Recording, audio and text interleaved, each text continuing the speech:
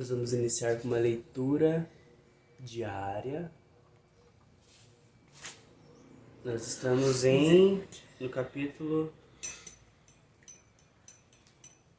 Não, eu não quero ler o que a gente tá lendo de noite. É que a gente tem o nosso, como é que chama? Devocional de noite? Devocional matinal. Matinal.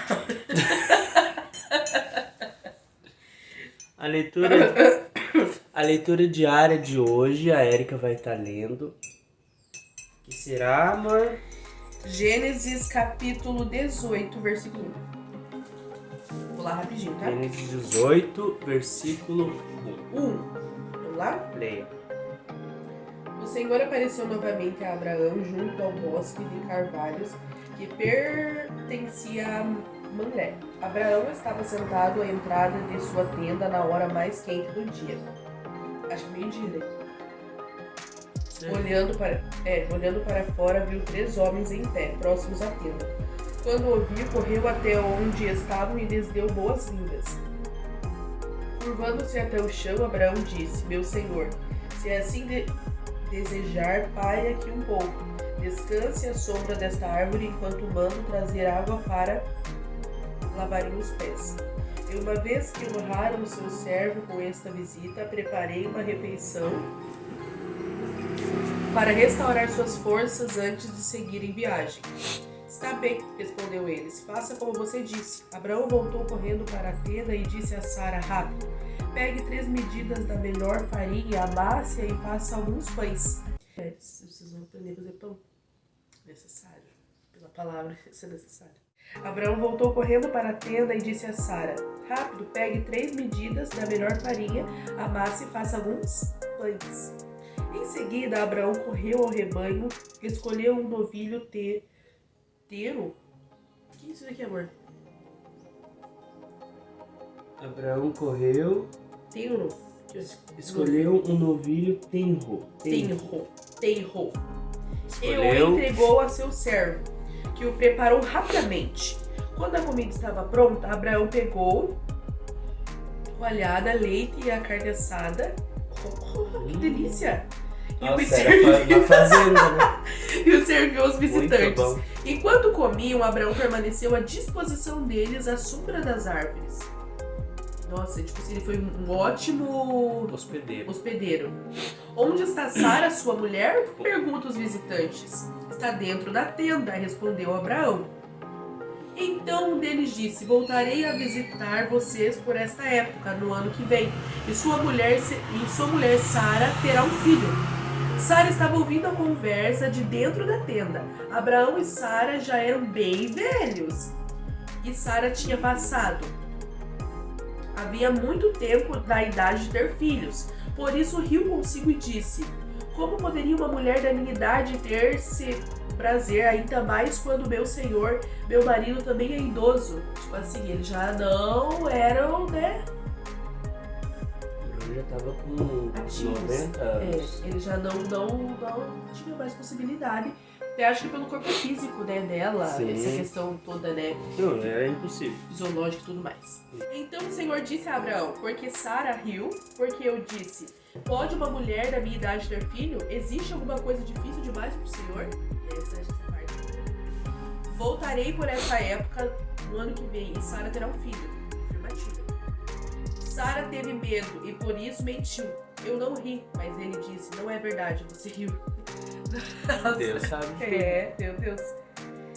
Eu gosto dessa palavra, né? Eu acho que essa palavra ela tem a ver com, não só com fé, mas com inacreditável. Eu gosto. Eu já li várias vezes essa parte de Gênesis. Na verdade, eu gosto muito de Gênesis. E essa parte de Sara, eu acho que nem tanto só pela parte física, né? Mas pela parte de acreditar no inacreditável. Tipo assim, quando Deus te faz uma promessa. Tipo assim, a gente não vai compartilhar aqui, né? Mas se a gente fosse compartilhar todas as promessas inacreditáveis que Deus nos fez, às vezes as pessoas iam rir da gente, né? Iam dizer assim: nossa, eles estão sonhando muito alto, eles têm objetivos que são inalcançáveis aos olhos humanos, né? Mas a passagem de Sara nada mais é que o Senhor dizendo claramente que não importa a situação que você está, não importa a vida que você leva, não importa o que você fez, o que você deixou de fazer, Não importa a gravidade do que aconteceu com você, não importa o que as pessoas vão falar, né? Quando Deus ele dá uma promessa, a gente precisa entender isso, né? Ele totalmente se responsabiliza pelaquilo, né? Então, quando a gente entende que a responsabilidade do cumprir-se a promessa não vem de nós, mas vem do Senhor, a gente consegue andar, né? Diante da promessa, a gente consegue caminhar para que aquilo aconteça. Porque quando a gente coloca os nossos medos e tudo aquilo que vem dentro de nós em forma de sentimento, né, para nos fazer desistir daquilo que Deus tem para nós, a gente se afasta. Mas quando a gente entende que a responsabilidade não é sobre nós, que a força não é dos nossos braços, que a inteligência não vai ser somente da nossa mente, do nosso psíquico, mas que vai vir do Senhor, né, nosso QI, mas vem do Senhor, a gente consegue abranger mais, porque o ser humano ele é extremamente limitado pelo aquilo que ele vive, aquilo que ele tem e aquilo que ele faz. Né? Mas quando a gente consegue colocar diante do Senhor realmente a nossa fé depositada na palavra e entender que Ele é o rei de tudo, que Ele domina tudo, né? Que Ele é o nosso Senhor da nossa vida e que Ele nos deu uma palavra e se responsabilizou por ela, Ele tira esse fardo da gente querer correr atrás do cumprimento de uma promessa, né? Ali eu nem sei se fala, se não fala, porque eu não li ali, ele tem que ler. Mas, tipo assim, se Sara fez algo pra que a promessa acontecesse, eu acho que não, né? Não. Mas enfim, às vezes a gente pega ai, Deus fez uma promessa. Lógico, se Deus te faz uma promessa de que você vai pra tal lugar, vamos ser específico, né? Você tem que se preparar pra isso. Humanamente falando, você tem que estudar pra isso, você tem que correr atrás disso, né? Se Deus fala assim, você vai ser um empresário, por exemplo, na tua área, no ramo que você trabalha, você tem que se esforçar para que você possa ser primeiro um bom profissional, para que você possa ter um bom nome, para você ser um empresário. Agora, quem vai entrar ali com recurso, quem vai fazer abrir porta onde não tem porta, quem vai fazer surgir tudo aquilo é o Senhor. Eu acho que hoje a gente se confunde muito entre o que eu tenho que fazer para Deus e aquilo que Deus já está fazendo por mim, sabe? Por exemplo, tem uma parte na nossa vida que é regrada por nós mesmos, é o nosso esforço, é o que a gente tem que correr atrás para fazer, né? Tipo, se você quer fazer uma faculdade, você tem que estudar. Se você quer ter filhos, ter uma família, você tem que orar para isso, você tem que casar direito para isso, você tem que guardar o seu corpo para isso, né? Tem toda uma questão. Agora, mundo espiritual é mundo espiritual, né? Se Deus te depositou sobre si uma palavra, uma promessa, e você tá em obediência, isso também tem a ver, né? Você tá em obediência com o Senhor, não tem nem como e nem porquê Ele não cumprir aquilo que Ele te prometeu. Eu acho que essa palavra é isso, né? É a gente saber separar, né? O que a gente vive, né? O mundo terreno, digamos assim, e o mundo espiritual, né? As palavras depositadas sobre nós, a gente precisa entender que são espirituais, né? E que a gente não vai conseguir no mundo terreno resolver o problema, né? Porque Deus faz coisas loucas. Por exemplo, Sara pariu um filho naquela época, meu Deus do céu, entendeu? E depois de tudo isso ainda, depois de anos ainda, Deus testar a fé de Abraão. Tipo assim, é o que Deus às vezes faz com a gente. Tipo assim, Deus fala bem assim pra você, por exemplo, vai pra tal lugar, que em tal lugar eu vou te abençoar, o teu negócio é lá, aí Deus abre a porta, tudo dá certo, você vai pra aquele lugar. Aí quando você chega lá, que você tá vivendo a promessa de Deus, uma porta se fecha, um problema acontece, sabe? Alguma coisa surge assim que você olha e você fala, Senhor, e agora? Isso aqui é tudo que eu tenho. Foi o que Abraão fez. Eu era o filho da promessa dele, né? E daí ele subiu, andou durante dias no lugar que Deus falou, para entregar ali como um sacrifício diante do Senhor seu próprio filho. Então eu acho que tudo da nossa promessa e da nossa vida gira em torno da nossa obediência. Desde o momento que Deus deu a ele a promessa de que ele e Sara teriam um filho, eles entraram em uma obediência a Deus. Deus mandou esse filho e depois de um tempo Deus ainda testou essa promessa, né? E como que ele venceu esses 2 episódios da sua vida? Com obediência e pela fé. Ele obedeceu e creu que o Senhor realmente estava no controle, né? E eu acho que nos dias de hoje a gente tem essa dificuldade, eu tenho essa dificuldade de largar, tipo assim, deixar na mão do Senhor, Senhor, trabalha, faz pra mim, eu sei que o Senhor tem o poder pra isso. E eu acho que é isso. E nós estamos falando de uma era, na era de Abraão, uma era que não havia ainda a Bíblia, né? Então hoje em dia é mais fácil a gente ter fé porque a gente tem a palavra revelada já. Nós já temos a revelação de Deus, já nos deixou a revelação da palavra. Tudo tá, já temos a bússola, já temos o caminho, né, a seguir. Abraão não tinha nada, Abraão não tinha o caminho a seguir. Abraão tinha só uma história do pai dele, uma história do vô dele.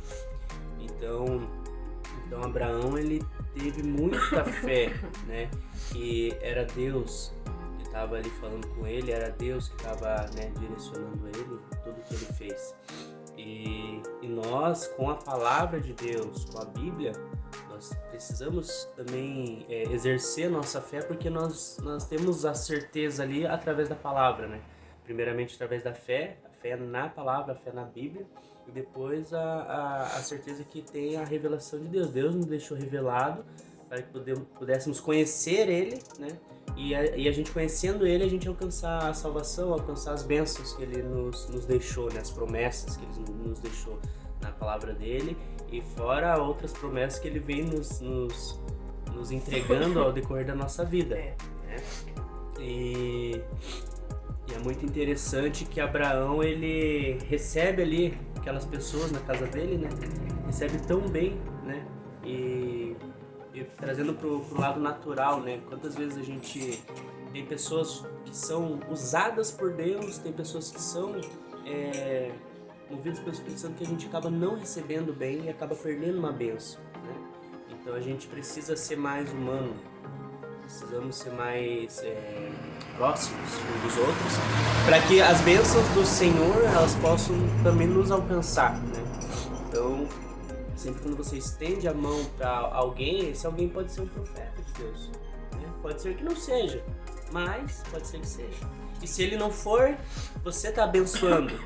E se ele for, você vai estar sendo abençoado. Então, das duas maneiras, você precisa estar estendendo a mão para o teu próximo. Então, essa palavra fala sobre isso também, né?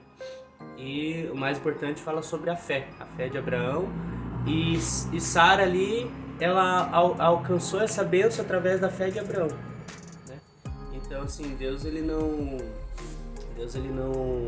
pegou e não julgou, não pesou sobre Sara o julgo pela fé de Abraão. Então, que nós possamos ter a fé de Abraão e que nesse dia possamos aí alcançar as bênçãos de Deus em todos os setores, em todas as áreas da nossa vida. Então essa palavra que a gente deixa para vocês nessa manhã, que Deus venha abençoar. São 15 minutinhos aí que você talvez não gastou, mas investiu na tua vida nessa manhã. Amém? Amém. Deus abençoe e um ótimo dia.